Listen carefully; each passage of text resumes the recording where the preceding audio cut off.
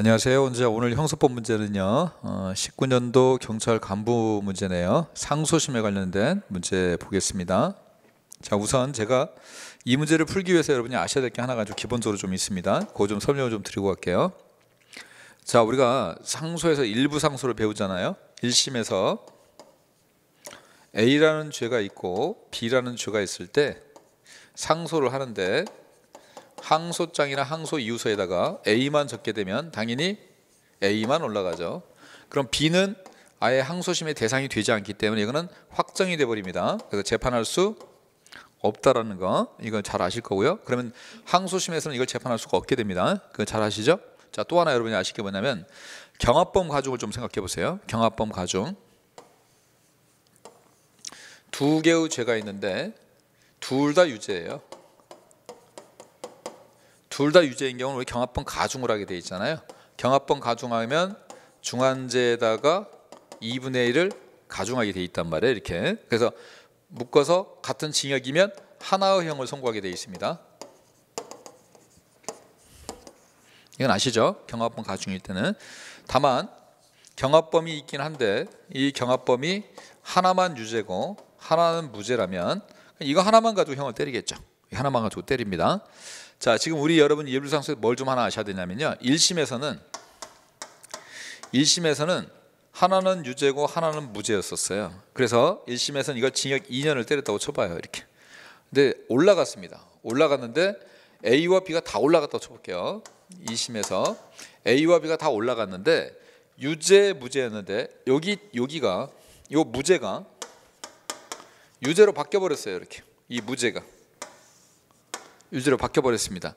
그러면 유죄가 돼버리죠. 그럼 아까 우리 유죄 무죄일 때는 징역 2년을 때렸지만 유죄면 어떻게 됩니까? 합쳐서 가중해서 다시 때려야 됩니다.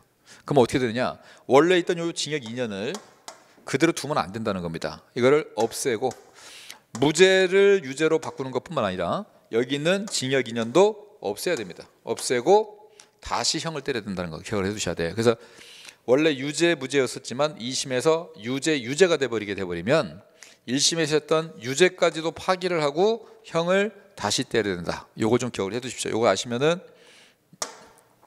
요 문제를 좀 푸는데 이해가 좀 될 겁니다. 자, 1번부터 한번 봐볼게요. 37조 전단 경합범 중 일부에 대해서 무죄, 일부에 대해서 유죄를 선고한 항소심 판결에 대해서 검사만이 그랬죠. 검사만이 무죄 부분에서 상고를 했습니다. 검사만 무죄 부분만 상고를 했습니다.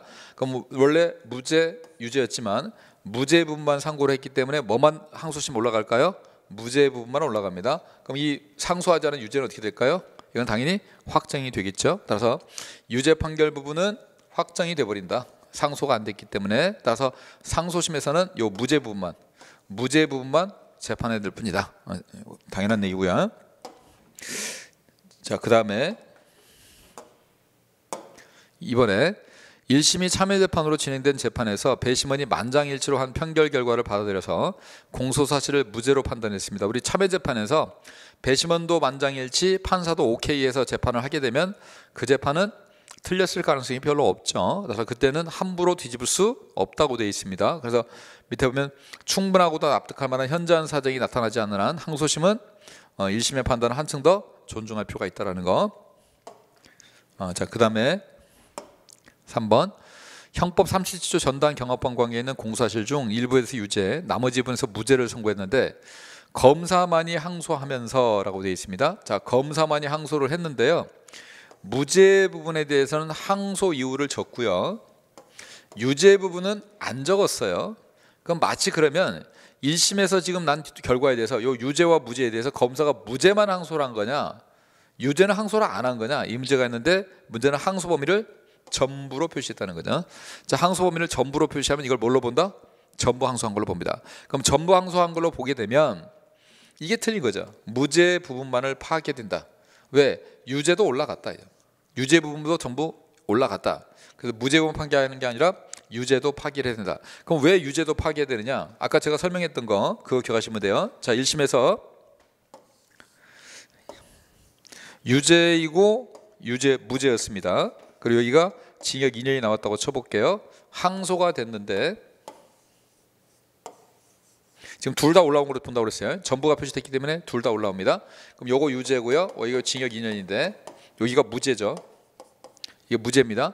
자, 무죄 부분인데 무죄 부분을 유죄로 인정한다고 돼 있어요. 그럼 무죄 부분을 유죄로 인정한다면 요 무죄를 유죄로 바꾼다는 얘기죠. 이렇게. 그럼 어떤 결과가 생겨버립니까? 유죄와 유죄가 돼버립니다. 그럼 유죄와 유죄일 때는 다시 형을 때려야 된다고 했죠. 가중에서 징역 3년이든 이렇게 때려야 됩니다. 그럼 뭘 없애야 돼요? 이것도 그냥 두면 안 된다는 겁니다. 그래서 무죄를 파기하고 유죄로 바꿀 때는 이것도 붙여야 돼요. 이것도 파기를 해줘야 돼요. 그래야 합쳐서 형을 다시 때릴 수 있다는 겁니다. 그래서 무죄 부분만을 파기하는 게 아니다. 유죄 부분도 형을 다시 때려야 되기 때문에 파기해줘야 된다. 이거 좀 아시고요. 자, 4번 피고인이 항소 이유서에 항소 이유의 요지만 기재한 채 항소 이유 및 정상에 대해서는 추후 제출하겠습니다 라고 했습니다. 자, 이랬을 때 항소심에서 항소 이유서 제출 기간 이전에 심리에서 판결을 선고하면 안 되는 거죠. 왜냐하면 항소 이유서 기간이 있는데 항소 이유서는 20일이죠. 자, 20일 동안 항소 이유서를 제출할 수 있는데 이때 항소 이유서를 제출했다고 쳐볼게요. 자, 이유서를 제출했는데 재판을 여기서 해버리면 안 된다는 겁니다. 왜 안 되느냐? 이유서를 제출하고 아직 기간이 지나지 않았기 때문에 우리 이 이유서를 제출해서 이때 뭐 할 수 있어요? 보완도 할 수 있고 추가도 할 수 있단 말이에요. 이렇게 해요. 이 기간 끝날 때까지는 보완이나 추가가 가능하고 특히나 추후 제출하겠다고 했잖아요. 지금 이거. 근데 이거를 요 중간에서 재판해 버리면 안 된다는 겁니다. 그러면 위법이 된다 이겁니다. 자, 그래서 우리 문제 같은 경우는 3번에 일부 유죄 무죄가 나왔다고 하더라도 유죄 무죄인데 자, 항소를 하면서 무죄 부분만 적었어도 항소 범위를 전부로 표시했기 때문에요. 전부로 표시했기 때문에 이건 전부 상소된 걸로 보고요. 전부 상소되면 유죄 부분도 올라가고 무죄 부분도 올라갑니다. 근데 이때 무죄 부분을 유죄로 인정하게 된대요. 그럼 원래는 유죄 무죄였죠. 근데 무죄 부분이 유죄로 바뀌어 버리죠. 이렇게.